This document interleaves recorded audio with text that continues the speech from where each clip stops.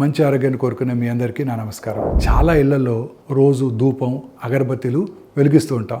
కానీ మన ఇంట్లో ఏమి కలుస్తున్నావో అది మనం ఊహించినంత సాధారణం కాదు.